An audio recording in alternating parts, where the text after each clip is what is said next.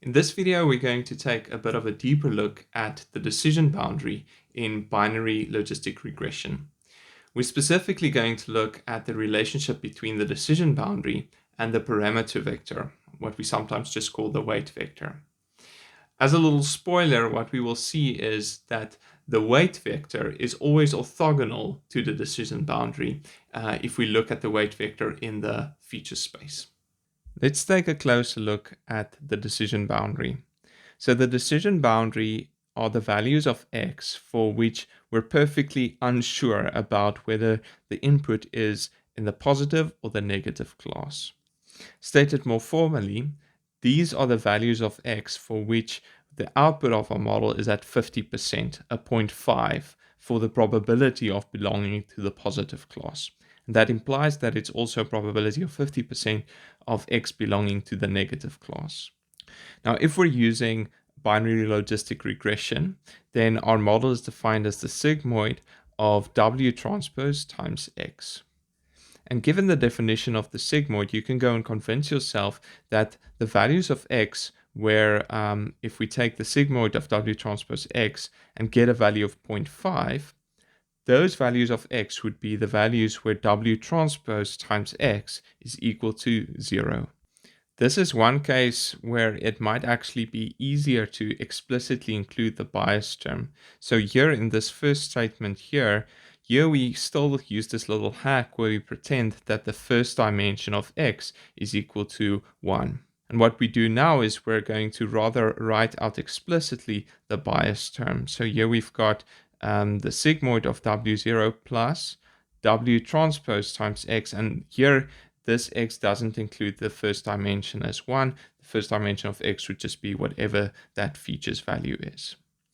Now, if we do this, then this equation here, W0 plus W transpose times x, that where that equation gives us values of 0, that is our decision boundary.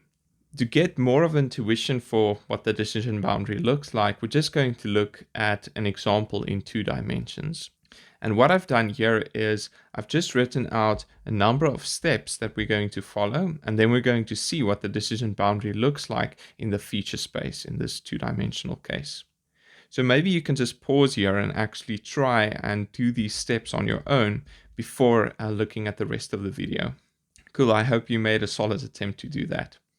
So the values of x1 and x2, where if we plug in those values of x1 and x2 into this equation and we get 0, those are the values of x where we're on the decision boundary. So the first step here says, sketch this line w0 plus w1x plus w2x2 equal to 0 in the x1, x2 plane. In other words, in our feature plane. So if we say that this is the first feature, x1, and this is the feature x2, then this equation here defines a straight line. When x1 is equal to 0, then x2 will be equal to negative w0 divided by w2. And similarly, when x2 is equal to 0, then x1 will be negative w0 divided by w1. And this is a straight line, so we're just going to connect those points. I'm going to struggle to do it in a pretty way, but let's try. So after about 10 tries, I'm happy with that line. Now that line is supposed to be straight, and that defines the equation. If you want to write it in that y is equal to mx plus c kind of form, then this is the equation x2 is equal to negative w1 over w2 x1 minus w0 divided by w2. Okay, so that's step 1 done. Now, the next step, sketch the vector w1, w2 in this same plane, in the x1, x2 plane. So if we're in the xy plane, then this value here, that will just be w1. And this value here, that will just be w2. Step 3, redraw the line in 1, this line that we drew here, but pretend that w0 is equal to 0. So if we do that, if w0 is equal to 0, then that term falls away. And it's just basically this line, but it's moved to the origin. So let's draw that in. Now, prove that the line in 3, this thing, is orthogonal to the line in 2. In other words, to this vector here. Let's say we move W1 down on the x2 axis. So we're W1 down on the x2 axis. So we just go this much down here. So that gives us a point somewhere there. Let's say we're somewhere there. Okay, so this point here is negative W1. Then on the x1 axis, because the gradient of this line is W1 over W2, then on the x1 axis, this value here, that point there would be W2. So that means we've got a triangle here. This length here is W1 and this length is W2. And here we've got the same triangle. This length here is W1 and this length here is W2. So that means we can basically do some grade 0 mathematics here. So that angle there, you can convince yourself, would be the same as that angle there. And this angle here, because these two triangles are the same, would be the same as that angle there. This angle would be 90 degrees, and this angle would also be 90 degrees. And that means that because the sum of the angles inside need to be 180, you've got 90, it means that the sum of these two would be 90, which basically means that this angle here is 90 degrees. And that means that this line and this line, they're orthogonal to one another. Okay, now why go through all of those steps? Because that means that if we draw the vector W1, W2 in the x space, this vector here, then that vector, if you think about extending it here, that vector will be orthogonal to our decision boundary. And that's the whole point of this little slide here, is to illustrate that by just looking at this vector W1, W2, if I just give you those values, then you can already very quickly tell me in the x space, in the x1, x2 space, how would my decision boundary be kind of tilted. Now, what's the effect of W0? What if we bring in W0? Let's just think about the decision boundary here. If we make W0 smaller or bigger, it's not going to change the gradient of this line, but it is going to move the whole thing up or down. The non-biased terms in the weight vector W, that tells us how our decision boundary is tilted, the gradient of the decision boundary, while the biased term W0 tells us the offset of a decision boundary. We can extend this idea to higher dimensions. So let's first just ignore the biased term. Then the decision boundary is given by this equation, where here we've got our first feature multiplied by the first weight, second feature, second weight, and so on, up to the capital D feature multiplied by the dth weight. And you can summarize that equation using W transpose times X is equal to 0. Okay, that's the decision boundary. And if we think about W as this vector in this high dimensional feature space X, then the X vectors on the decision boundary, in other words, the X vectors for which this statement is true, will all be orthogonal to W because their dot product is 0. This thing is just exactly the same as saying that W dot X. And from the definition of your applied mathematics course, you know that when this holds, then this means that W and X are orthogonal to one another in a high dimensional space. We can add the bias term back in. So now we say, okay, let's have a W0. We put that back in, and that has the effect of offsetting the decision boundary in the X space.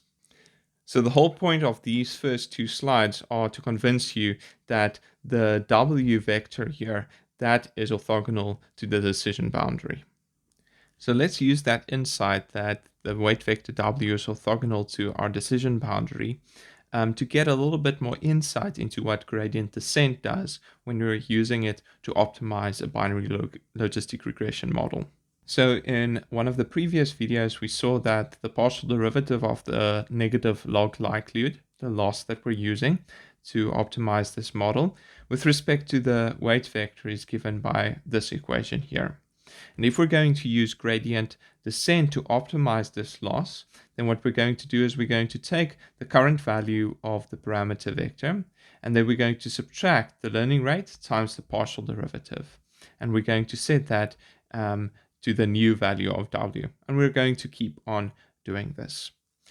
So let's just simplify this a little bit and look at an example in 2 dimensions. The one simplification we will make is that we just have one training item, a single xn coming in, so we don't have a summation over multiple training items. And then the other simplifying assumption we will make is we'll just pretend for now that we don't have a bias term W0. So all our data, maybe you can think about it like this, all the data is basically centered around 0, so we don't have any bias. So let's say that this is our current decision boundary here, and that our current parameter vector, our weight vector, is pointing in this direction, which of course will be orthogonal to the decision boundary. And now we observe a single training example here with a positive label.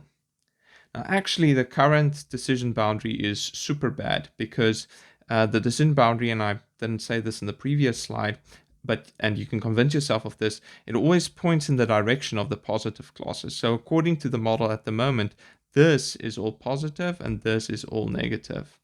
And now we observe a positive training point here. So the decision boundary is pretty bad. But let's see what gradient descent does for this single point. What will happen now is that our new W will be equal to the old W. And then we're going to substitute in this loss here into this equation here just for a single point. So here we've got a negative and here we've got a negative. So here we've got plus the learning rate times yn, our label, which is positive. It's 1 minus the sigmoid of W, and this will now be W old transpose times xn. This is our update. So what we're going to do is we're going to take the old vector and then we're going to add this thing here. Now this is just some scalar value. Let's look at it in a second. And here we've got some vector. So we're going to add a vector to W, which is some scalar times xn. So what does the scalar times xn look like? This vector is in the same direction as xn, but is weighted in some way. So that thing is parallel to the blue line. This line here is parallel to this line. And this is the vector that we're adding to W old. So our new W will be, let's make it in red, around here. So that would be W new. So what just happened? Originally, we had a very bad W old, right? Because we're observing a single training point here, which is in the positive class, but all the positive stuff at the moment is here. And then after the update, we've got a W lying around here, and the resulting decision boundary, right, would be lying somewhere here, which already makes a better prediction on xn. And if you keep on doing this, then this red vector will keep on rotating until it points, if we just have a single training example, it will point perfectly in the direction of xn. But otherwise, if we've got more training examples, then it will basically point in the direction so that intuitively, most of the positive labels will be on the positive side. There's one more thing to note on this slide. Let's just for a second forget about the figure here and just focus on this equation. Let's say the model output for this particular training input is very good. In other words, for this particular training input, we want the model to output a 1. And let's say the model actually does that. If I take W transpose X, and I push that through the sigmoid, then I get a value very close to 1, which is what I want. The label for this thing is a 1, as stated here. In that case, what will happen to W? How will we update the model parameters? Well, 1 minus 1 is equal to 0, or very close to 0 if the prediction is very close to 1. In other words, we will only update W in a very, very small way or in no way at all. The opposite is also true. If the prediction is really bad, in other words, we know this thing is labeled with a 1, but let's say the model outputs, the output of the sigmoid here is very close to 0. In that case, we're going to have a much larger update here. And that's one way of seeing that actually the biggest effect on the updates and by implication on the loss will be from the training points, which are basically badly classified by the model at the moment. So let's look at it a little bit more practically on actual data. So here we've got the iris data set and we've converted it into a two-dimensional problem. We've got petal length, petal width, and we just want to do a prediction of whether a flower is an iris virginica or not, something else. If we fit a binary logistic regression model to this data, then the decision boundary is the one ending up here. And by implication, this means that our weight vector would be pointing in this direction towards the positive classes. It will be orthogonal to our decision boundary there. One other thing we can do is we can actually visualize the probabilities for different points in this feature space. So here what I've done is I've just colored the space, and the more red a point is, the more positive the model is predicting that that point is for being an iris virginica, and the more blue a point is, the more the model is predicting that this thing is not an iris virginica. So values close to 1, output values close to 1 would be this dark red color. Output values from our model close to 0 would be this blue color. What you can see here is that clearly a point lying somewhere here, that is definitely iris virginica. A point lying somewhere here is definitely not an iris virginica.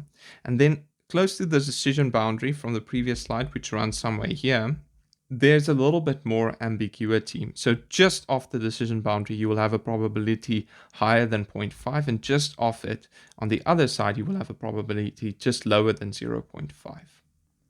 So here the model actually makes a mistake. This will be classified as an iris virginica, although it is actually not an iris virginica. But the probability that the model assigns to this one is relatively close to 0.5.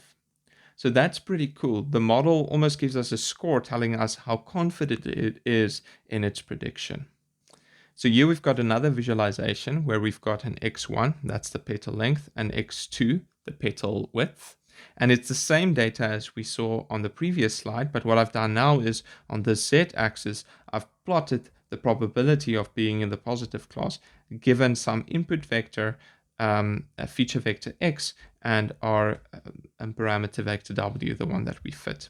And you can see here, now we can visualize it a lot more clearly, that if we're somewhere here, around here in the x space, then we're going to definitely be classified as an iris virginica. If we're somewhere here, then the probability of being an iris virginica is very close to 0. So one question that might come up is, we now know that w is some vector orthogonal to the decision boundary. Fine. But what happens if I keep the direction of w fixed, but I just make this vector longer and longer? In other words, I increase the length of w. What effect does that have on the model? So what I've done in the next few slides is I've actually kept this w, but I just make it very, very, very long. Let's see what happens. So here I've got the same figure as before, where a dark red indicates a value close to 1 for the output of the model, and a dark blue indicates a value close to 0. And what you can see is that with a very, very large w, the confidence around your decision boundary has changed quite a lot. For points here and here, the model outputs a value close to 1 and close to 0, and that hasn't changed.